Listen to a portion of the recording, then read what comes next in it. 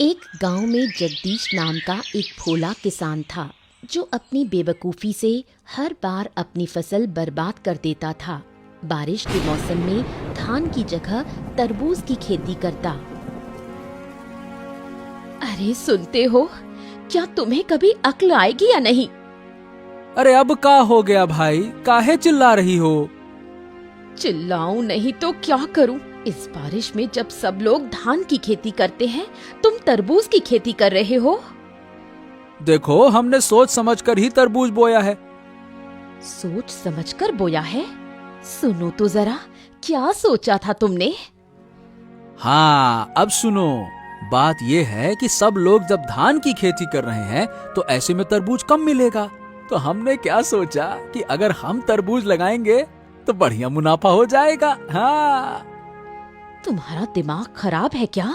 बारिश में कभी तरबूज होता है? क्या बात कर रही हो? बारिश में तरबूज नहीं होता है क्या? अब मैं क्या कहूँ, तुम तो सब जानकर ही खेती करते हो ना। अरे ऐसे काहे कह रही हो? पहले बता दिया होता तो हम तरबूज लगाए नहीं करते। तुम्हें पहले मैं कैसे बताऊं? क्या तुम मुझसे सलाह लेते हो कभी? हाँ, अब रहने दो, ज्यादा डांटो नहीं। आगे से ऐसा हम नहीं करेंगे। जाओ यहाँ से, मेरी नजरों से दूर हो जाओ। जगदीश की एक बेटी थी, नाम था दिव्या। दिव्या बहुत ही समझदार लड़की थी। वो गांव भर में घूम घूम कर लोगों की मदद करती थी। सुबह जब वो बुढ़िया के घर के सामने से गुजर रही थी तो देखा कि वो बुढ़िया रो रही है। अरे बूढ़ी माँ, आप रो क्यों रही हैं? क्या हुआ? मत पूछ बेटी, मेरे रसोई घर की छत गिर गई है। अब मैं क्या करूंगी? छत गिर गई? किसी से मदद मांगिए ना। कई लोगों से मांगी, पर कोई मदद करने को तैयार नहीं। क्या क्या मदद करने से कोई नुकसान हो जाता? रुको, मैं देखती हूँ क्या किया जा सकता है। बूढ़ी माँ, अब आप दूसरे सिरे को पकड़ो, मैं ऊपर उठाती हूँ। छत ऊपर चढ़ा देंगे। दोनों के प्रयास से छत वापस जगह पर लग जाती है। बुढ़िया बहुत खुश हो जाती है। वाह, तेरी अक्ल तो कमाल की है। तेरी वजह से मेरा रसोई घर ठीक हो गया। मैं हूँ ना माँ, जब भी जरूरत हो बस मुझे बुला लेना। खुश रहो बेटी, सदा सुखी रहो। हाँ माँ, आप लोगों की दुआओं की वजह से ही मैं अच्छी हूँ। अब चलती हूँ, माँ चिंता कर रही होगी। ठीक है बेटी, ध्यान से जाना। हर दिन ऐसे कामों के लिए दिव्या को माँ की डांट सुननी पड़ती है। आज भी कुछ अलग नहीं हुआ। ठहर जा, वहीं खड़ी रह। बता, कहाँ गई थी तू पूरे दिन? माँ, मैं थोड़ी देर गांव में घूमने गई थी। तुम जानती हो, मैं घर पर ज्यादा नहीं रहती। यही तो पूछ रही हूँ कि तू घर में क्यों नहीं रहती? क्या तुझे घर का कोई काम नहीं? घर का काम करने के लिए तो आप हो ही। मैं तो गांव वालों के काम में मदद करती हूँ। गांव वालों के काम करके तुझे क्या मिलता है? माँ, मुझे उनका प्यार और आशीर्वाद मिलता है। लोगों की मदद करने से बहुत सुकून मिलता है।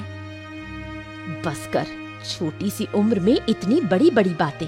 अभी 15 साल की है और बात करती है जैसे 80 की बुढ़िया हो। रहने दो माँ, आज मत डांटो ना। तेरे बाप बेटी को लेकर मैं बहुत परेशान हूँ। एक है बहुत बेवकूफ, दूसरा बहुत चालाक। जरूर पापा ने फिर कोई बेवकूफी की है, उसी का गुस्सा मुझ पर निकाल रही हो। क्या करूं मैं? तू खुद देख घर की हालत। गांव के इतने लोगों की समस्या हल कर दी, अब तक पापा को ठीक नहीं कर पाई। क्या कहूं, मेरी तो किस्मत ही फूटी है, तभी तो तेरे बाप के घर आई। अच्छा, अब मुझे खाना दो, बहुत भूख लगी है। दिव्या कभी अपनी माँ की बातों को गंभीरता से नहीं लेती।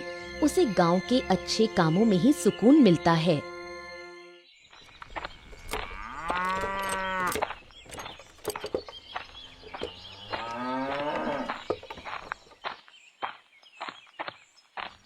सुबह चंद्रकांत बाबू ने बुढ़िया को बुलाया, लेकिन वो नहीं आ पाई। इस बात को लेकर वो चिंतित थे। क्या हुआ बुढ़िया? मैंने तो तुझे सुबह बुलाया था ना, तू अब आ रही है? क्या मेरी बात की कोई कदर नहीं है क्या? ऐसी कोई बात नहीं बाबूजी, दरअसल मैं थोड़ी परेशानी में पड़ गई थी। परेशानी में? क्या हुआ था? मेरी रसोई की छत गिर गई थी, उसे ठीक करने में लगी रही। अच्छा, तो अब छत ठीक हो गई? हाँ हो गई। मैंने बहुतों से मदद मांगी, लेकिन किसी ने नहीं की। तो फिर तूने अकेले ठीक की? नहीं बाबूजी, मैं अकेले नहीं कर पाई। जगदीश की बेटी ने मदद की। वही छोटी सी लड़की जो दिन भर गांव में घूमती रहती है? हाँ बाबूजी, वो छोटी जरूर है, लेकिन बहुत समझदार है। गांव के लोगों की बहुत मदद करती है। ऐसा है क्या? बिल्कुल, उसके जैसा कोई और बच्चा इस गांव में नहीं। अच्छा लगा सुनकर। कभी उसकी समझदारी की भी परीक्षा लूंगा मैं। जरूर देखिए, बच्ची बहुत तेज है। जहाँ भी जाती है समाधान लेकर ही लौटती है। बुढ़िया की बात सुनकर चंद्रकांत बाबू को ईर्ष्या होती है। उसे अपनी बेटी देवांशी दिव्या के सामने बहुत छोटी लगने लगती है।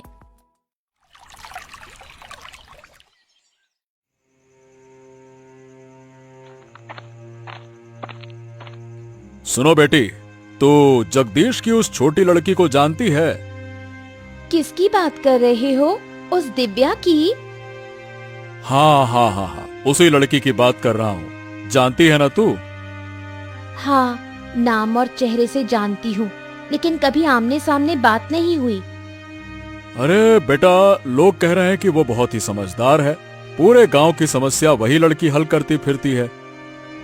क्या कह रहे हो पिताजी? ये कैसे हो सकता है? उसकी उम्र ही कितनी है? ऐसा है क्या? अब मुझे भी तो बड़ा अजीब ही लग रहा है, लेकिन जो कुछ लोगों से सुना है, अब देखो वो झूठ नहीं लगता।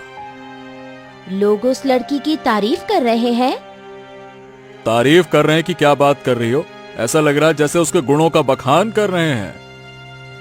मैं भी देखना चाहती हूँ कि वो कितनी होशियार है। अब गरीब घर में जन्मी है, उसमें भला इतनी अकल आ कहां से गई? अगर वो मुझसे ज्यादा समझदार निकली तो उसे इस गांव में नहीं रहने दूंगी। इस गांव की सबसे समझदार लड़की सिर्फ मैं ही रहूंगी। ठीक है बेटी, अब देखो तुम गुस्सा मत करो। मैं देखता हूँ क्या किया जा सकता है। चंद्रकांत बाबू सोच में पड़ जाते हैं, कैसे दिव्या को इस गांव से बाहर निकाला जाए। 2 दिन बाद की बात है। देवांशी गांव में घूमते हुए तालाब के किनारे दिव्या को खड़ा देखती है। उसके मन में एक शैतानी योजना आती है। अरे, तुम दिव्या हो ना, जगदीश काका की बेटी? हाँ, मेरे पापा का नाम जगदीश है। तुम कौन हो? ओहो, तुम मुझे पहचानती नहीं? मैं चंद्रकांत बाबू की बेटी हूँ। ओह, तुम चंद्रकांत बाबू की बेटी हो। तुम्हारे बारे में बहुत सुना है, लेकिन कभी देखा नहीं। देखोगी कैसे? मैं तो ज्यादा बाहर निकलती ही नहीं। तुम्हारे बारे में भी बहुत सुना है। तुमसे मिलकर बहुत अच्छा लगा। सुना है तुम बहुत समझदार हो। चलो बैठकर थोड़ी बात करते हैं। देवांशी दिव्या को तालाब के किनारे बैठने के लिए कहती है, फिर उसे धक्का देकर पानी में गिरा देती है और खुद नकली कोशिश करती है उसे बचाने की। उसके चेहरे पर शैतानी मुस्कान होती है। कोई है? मुझे बचाओ, मैं डूब रही हूँ। अरे, तुम गिर गई? कैसे? मुझे तो तैरना नहीं आता। दिव्या हाथ पांव मारती है और एक पेड़ की डाली पकड़कर खुद को बाहर निकालती है। तुम ठीक तो हो ना? हाँ, मैं ठीक हूँ। अब मैं घर जा रही हूँ।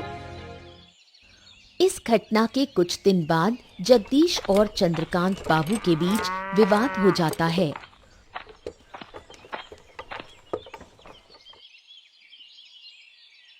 क्या हाल है जगदीश? कैसे जा रहे हैं तुम्हारे दिन? अरे आपके आशीर्वाद से सब ठीक चल रहा है बाबू। पर आप अचानक से हमारे घर में क्या हो गया? देखो, मुझे जमीन की जरूरत है, उसी सिलसिले में बात करने आया हूँ। जमीन के मामले में हम आपकी मदद भला कैसे कर सकते हैं? देखो, ऐसा है, जो जमीन मुझे चाहिए वो तुम्हारी है। तुम्हारी जमीन के बगल में मेरी जमीन है। लेकिन बाबू, मैं आपको अपनी जमीन क्यों दूं? अरे भाई, उसके बदले में पैसे दूंगा, इसलिए और काहे के लिए? मुझे तुम्हारी जमीन की सख्त जरूरत है। लेकिन मेरे पापा आपको जमीन क्यों देंगे? वो जमीन बेचने वाली नहीं है। अरे तू बीच में काहे बोल रही है? तुझे क्या समझ है इन बातों की? ये बड़े लोगों की बात है, तू चुप रह। जगदीश, तेरी बेटी मेरा अपमान कर रही है। हैं? अपमान? ना ना ना ना बाबू, वो तो बच्ची है, उसकी बातों का बुरा मत मानिए।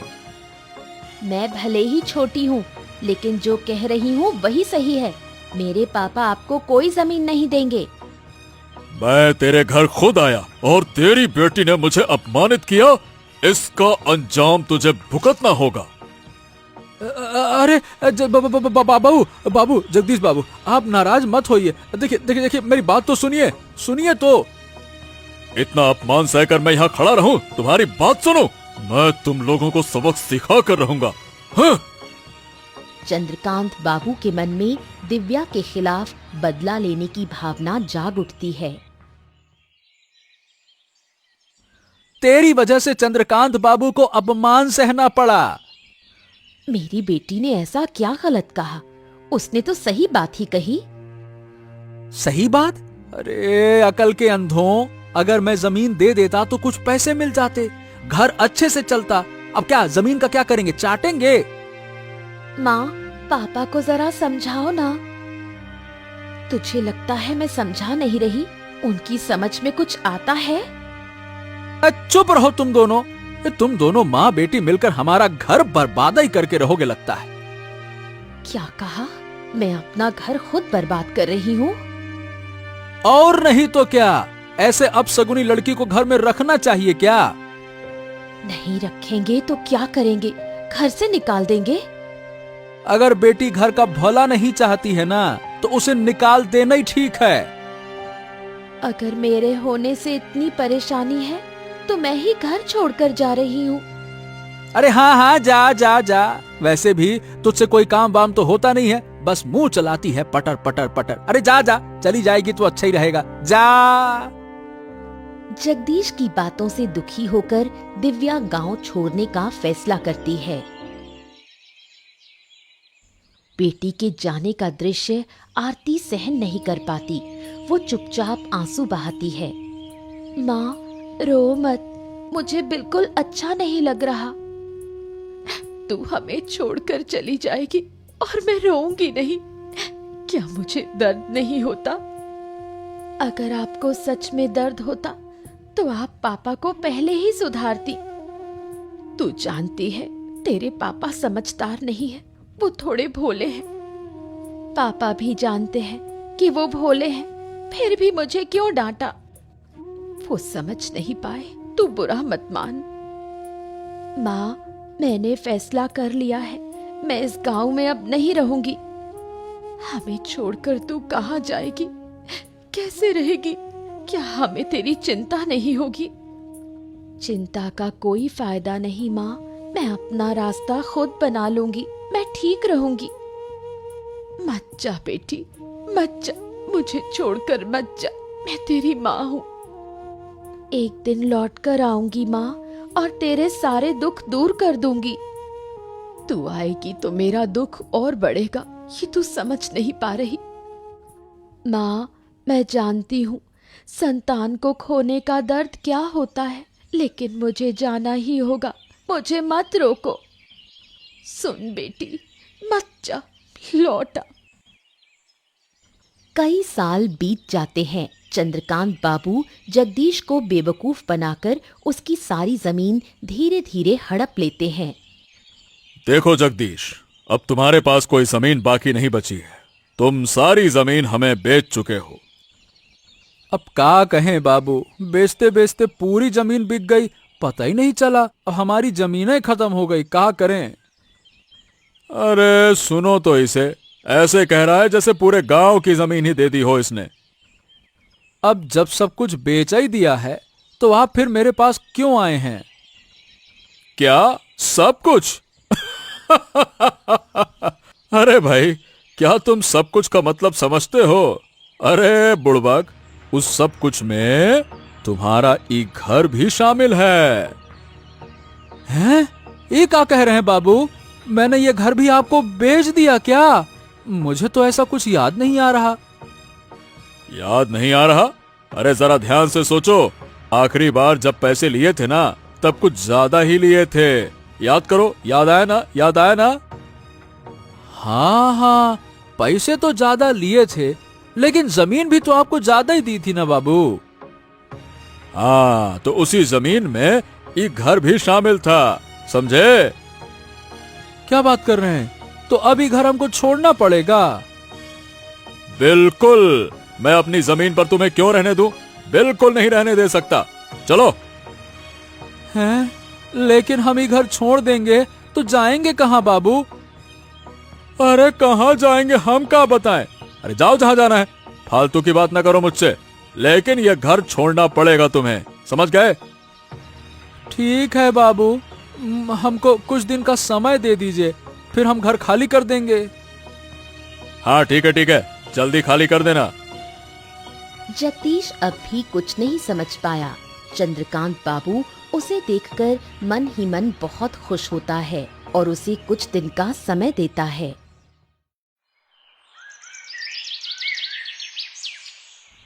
जगदीश गहरी सोच में पड़ जाता है। उनका अंतिम सहारा भी अब खत्म हो चुका है। मैंने तुम्हें बार बार कहा था उस चंद्रकांत बाबू के साथ मत घूमो, लेकिन तुमने मेरी एक भी बात नहीं मानी। अरे हमको क्या पता था? अरे गिन्नी, अगर पता होता तो मैं उसके साथ उठता बैठता क्या? तुमने नहीं समझा, ये ठीक है, लेकिन जब जब मैंने समझाने की कोशिश की, तुमने मुझे ही चुप करा दिया। अरे हमको कभी अंदाजा ही नहीं था कि हमारे साथ ऐसा हो जाएगा। तुम्हारी वजह से मैंने अपनी बेटी को खो दिया। वो तो शुरू से ही विरोध कर रही थी। हाँ, अब जाकर समझ में आ रहा है कि मेरी बिटिया सही कहती थी। मैंने नाहक उसे गलत समझा इतने साल। क्या करूं, मेरी अकल ही मारी गई थी। तुमने उसे घर से निकाल दिया, अब उसका पाप तुम्हें भुगतना पड़ रहा है। मैं और सजा भुगतने को तैयार हूँ। मेरी बेटी न जाने कहाँ होगी, किस हालत में होगी। मुझे माफ कर दो मेरी बेटी। अब रोकर क्या फायदा? सोचो, अब आगे कहाँ जाएंगे? अरे अब तो कुछ सोचने की शक्ति ही नहीं रही। कहाँ जाएंगे, क्या करेंगे? तुम्हारे दिमाग में कभी कुछ चलता ही कब था? सारा झंझट मुझे ही सहना पड़ा है। अब मैं क्या करूं? चिंता मत करो गिन्नी, हम कुछ उपाय सोचते हैं। जगदीश और आरती का जीवन अब अनिश्चितता के अंधकार में डूब गया। दिव्या गांव लौटकर गांव के विकास के लिए प्रयास शुरू करती है। उसकी मुलाकात आनंद नाम के एक शिक्षित युवक से होती है। सुना है आप 2 दिन पहले गांव लौटी हैं और गांव के भले के लिए काम करना चाहती हैं। हाँ, आपने ठीक सुना। क्या आपको कोई आपत्ति है? अरे नहीं नहीं नहीं नहीं, कैसी बातें कर रही हैं। मैं तो खुद किसी ऐसे व्यक्ति की तलाश में था। फिर तो और भी अच्छा। दरअसल मैं भी काफी समय से गांव के विकास के लिए कुछ करना चाहता था। अब आपको पाकर अच्छा लग रहा है। अब मेरे पास एक साथी है। आपके साथ मिलकर मैं और भी अच्छा काम कर पाऊंगी। हाँ जी हाँ, मैं भी तो यही कहना चाहता था। आप तो काफी समझदार हैं। तो आपने गांव के लिए क्या योजना बनाई है? वैसे मैंने अभी तक कुछ तय नहीं किया है, पर सोच रहा था कि अनपढ़ किसानों को कृषि के बारे में जागरूक किया जाए। हाँ, ये तो बहुत अच्छा विचार है। मैं भी कुछ ऐसा ही सोच रही थी। क्यों ना गांव के शिक्षित लोगों को साथ लेकर एक संस्था बनाई जाए। अरे ये तो और भी अच्छा होगा। इससे हम किसानों को और अच्छे से समझा पाएंगे। और हमारी संस्था भी आगे बढ़ेगी। तो फिर मैं गांव के शिक्षित लोगों को इकट्ठा करता हूं फिर। हाँ हाँ, जरूर कीजिए। उसके बाद मुझसे संपर्क कीजिए। मैं संस्था की शुरुआत करती हूँ। कई साल बाद जब चंद्रकांत बाबू को दिव्या की वापसी की खबर मिलती है, वो बदले की आग में जल उठता है। अजय, गांव पर ठीक से नजर रख रहा है ना? हाँ बाबू, सब ठीक से देख रहा हूँ। फिर भी तू मुझे ये नहीं बता पाया कि जगदीश की बेटी गांव में संस्था बना रही है। खबर तो मेरे पास भी थी बाबू। सोचा था कि आज ही आपको बताऊंगा। अरे नालायक, इतनी देर कर दी, तब तक तो गांव वाले शिक्षित हो जाएंगे। अरे बाबू, ऐसा थोड़ी ना होगा। क्यों नहीं होगा? अरे वो लड़की बहुत चालाक है, बचपन से चालाक है, मैं जानता हूं उसे। अगर उसने किसानों को समझा दिया तो हमारा धंधा चौपट हो जाएगा। अच्छा, तो अब हमें क्या करना चाहिए? उस लड़की को सबक सिखाना होगा। लेकिन कैसे? अरे इसीलिए तो तुझे बुलाया है। अब सोच और कोई ठोस योजना बना। कैसे कैसे कर रहा है? चलिए तो एक काम करते हैं, उसके संस्था को तहस नहस कर देते हैं। हाँ ये ठीक है, लेकिन पहले उसके बाप से मिलना होगा। देखना होगा कि वो कुछ करता है या फिर नहीं।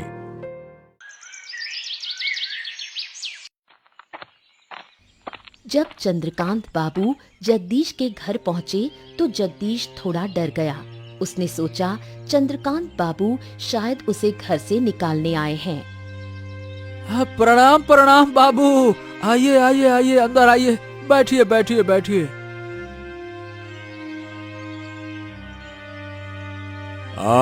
आज तुम्हारे घर में बैठने के लिए नहीं आया हूँ।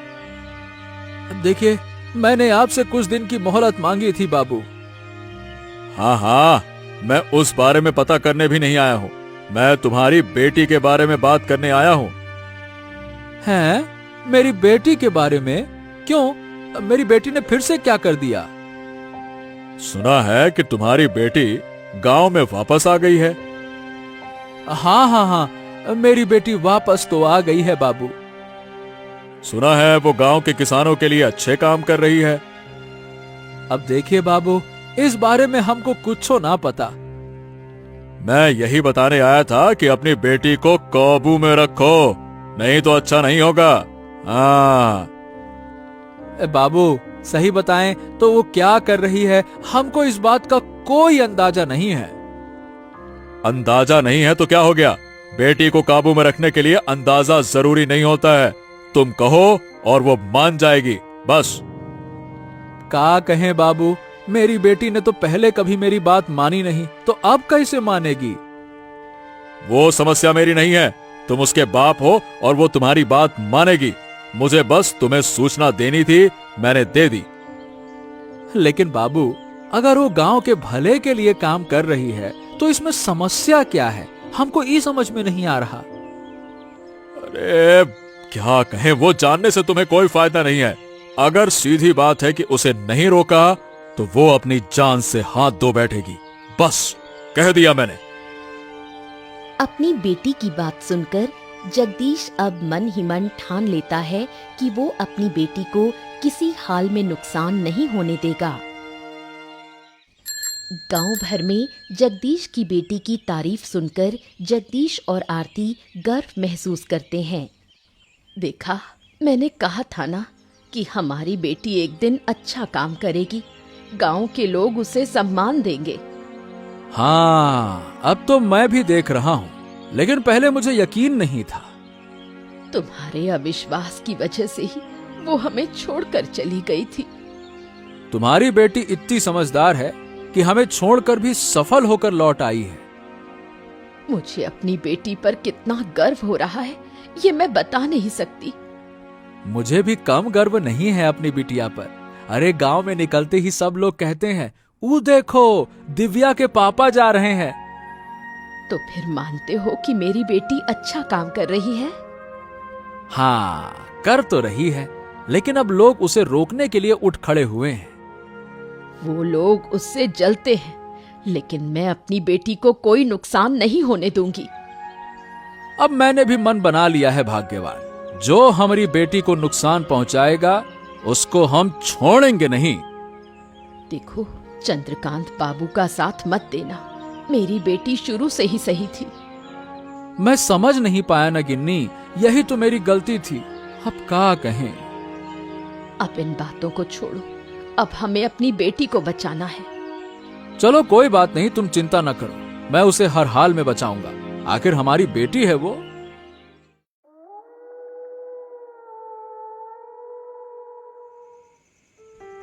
दूसरी ओर चंद्रकांत बाबू और अजय ने चालें चलनी शुरू की। सुन अजय, इस बार योजना मजबूत होनी चाहिए। वो लड़की बहुत चालाक है। सिर्फ चालाक नहीं, वो बहुत होशियार भी है। हम कुछ भी करें वो अपनी समझ से बच निकलती है। इसलिए तो कह रहा हूँ, इस बार सख्त तैयारी होगी। तो फिर बताइए बाबू, क्या किया जाए अब? पहले कुछ लोगों को इकट्ठा करो, फिर उसके संस्था को तोड़ डालो। तो चलिए बाबू, कल ही हमला करते हैं। हाँ, कल ही करना होगा, अब और देर नहीं की जा सकती। अगर गांव वाले बीच में आ गए तो उन्हें गांव से निकालने की धमकी देंगे। कोई और बीच में फिर नहीं आएगा। लेकिन उस लड़की के साथ हमारे गांव का आनंद भी है। उससे थोड़ा डर लगता है, लोग उसे बहुत मानते हैं। अगर आनंद बीच में आया ना, तो उसे भी खत्म कर देंगे। ठीक है बाबू, ये हुई ना बात। किसी भी हालत में ये काम रुकना नहीं चाहिए, नहीं तो मैं किसानों की जमीन हथिया नहीं पाऊंगा। सुबह होते ही चंद्रकांत बाबू, अजय और उनके लोग सभा घर पहुंचते हैं, हाथों में डंडे और हथियार। ये क्या बाबू, आप लोग यहाँ हथियार लेकर क्यों आए हैं? क्या मकसद है आपका? जो काम तुम लोग कर रहे हो वो गांव के भले के लिए नहीं है। इसे अभी के अभी बंद करो। ये काम गांव के भले के लिए नहीं है, ये आपसे किसने कहा? या फिर ये काम आपके धंधे के लिए खतरा बन गया है? रोज जबान लड़ाती है। अजय, देख क्या रहा है? इस सभा घर को तोड़ डाल, चल। अगर हिम्मत है तो आइए, हम तुम्हारे हाथ तोड़ डालेंगे। अब दिव्या के सामने ढाल बनकर खड़े हो जाते हैं जगदीश। चंद्रकांत बाबू गुस्से में भड़क उठते हैं। खबरदार बाबू, अब तक आपने हमारे परिवार को बहुत नुकसान पहुंचा दिया। अगर आज हमारी बेटी को कुछ हुआ ना, तो आपको हम लटा के ऐसा मारेंगे, क्या कहें फिर। छोड़ दो अब उसको, बहुत हो गया। ए जगदीश, तू भूल रहा है कि तेरा घर अब भी मेरी मुट्ठी में है। ए बाबू, घर वर की कोई जरूरत नहीं है, फालतू की धमकी देना नहीं। और हमारी बेटी को कुछ होना नहीं चाहिए। हाँ। ओह, तूने अच्छा नहीं किया। अपने आदमियों को पकड़ो और चुपचाप निकल जाओ, नहीं तो आपको कुचलने में एक पल नहीं लगाऊंगा।